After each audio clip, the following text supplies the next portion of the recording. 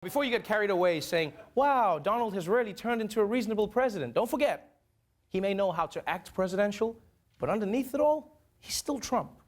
President Trump has revealed his long-awaited plan to combat the country's deadly opioid epidemic. And among the tougher measures proposed, giving drug traffickers the death penalty. The ultimate penalty has to be the death penalty. Now, maybe our country's not ready for that. It's possible. It's possible that our country's not ready for that. And I can understand it, maybe. Although, personally, I can't understand that. You know,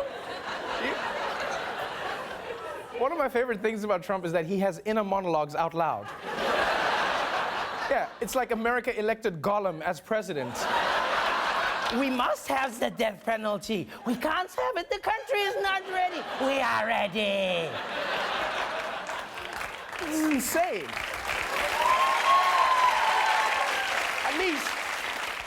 At least we know that even if no one runs against Trump in 2020, the debates are still going to be great. It's just him and himself.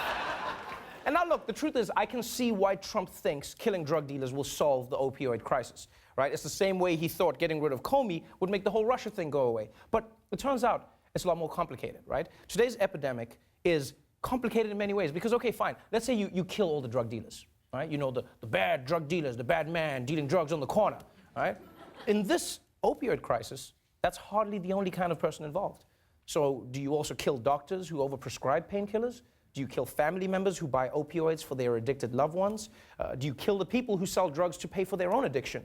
Or do you know what? This is complicated. I guess just give everybody the death penalty. I understand it now. I get it. And here's the thing. I'm not saying all of Trump's plans are bad. It's just that some of his drug-fighting ideas seem to come straight out of the 80s. Like this. This has been something that I've been very strongly in favor of. Spending a lot of money on great commercials showing how bad it is, so that kids seeing those commercials during the right shows on television or wherever, the internet, when they see these commercials, say, I don't want any part of it. That's the least expensive thing we can do, where you scare them from ending up like the people in the commercials, and will make them very, very bad commercials. Poor Trump. He tried so hard to think of a different word, and then he just gave up. Very, very bad commercials. Now look, again, I see why Trump thinks that this idea makes sense. I mean, if the President of the United States believes everything he sees on TV, then why wouldn't teenagers? But don't forget, America has spent a lot of money on these ad campaigns before. Right? All through the 80s and 90s, you couldn't watch TV without seeing one of these. Joey, I got some stuff you just gotta try. What is it? Pot. You know, marijuana. Oh, well, I don't know. What are you, chicken? I'm not chicken. You're a turkey. Okay, those commercials were very, very bad.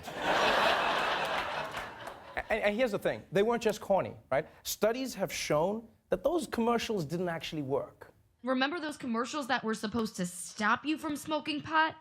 The National Institutes of Health say it may have done the opposite. According to a study of 12.5 to 18-year-olds from 1999 to 2004, ad campaigns were, quote, unlikely to have favorable effects on youths. Even more, some rounds of the study proved watching more commercials actually predicted teens would be more inclined to use drugs. That's right, believe it or not, drug commercials might make teens more likely to use drugs. Because when you tell a teenager something is dangerous, it just makes them want to do it more. Yeah, and I mean, think about it. We've been warned for decades that Cheetos are dangerously cheesy. And yet, we still lost Jeremy to them. He died as he lived, flaming hot. So look, I believe that the president sincerely wants to keep young people away from drugs, which is why here at The Daily Show, we've decided to help. You see, typical anti-drug PSAs don't work on the kids. What Trump needs is a way to make drugs seem really uncool for young people. And for once, I believe he's the right man for the job. Because according to polls, 2/3 of American teenagers think Donald Trump is totes lame. So to keep them off drugs, all the president needs to do is pretend that he takes drugs, which shouldn't be that hard. Joey, I got some stuff you just gotta try. What is it? Opioids, you know, the good stuff. You think doing drugs makes you cool? Wrong. Drug abuse leads to serious problems like memory loss. I don't know what I said. I don't remember. Aggression. Like to punch him in the face, I'll tell you. Slurred speech. God bless the United States. And whatever this is. Bing, bing, bong, bong, bing, bing, bing. Drugs don't make you look cool. They make you look like this. Don't be like Trump.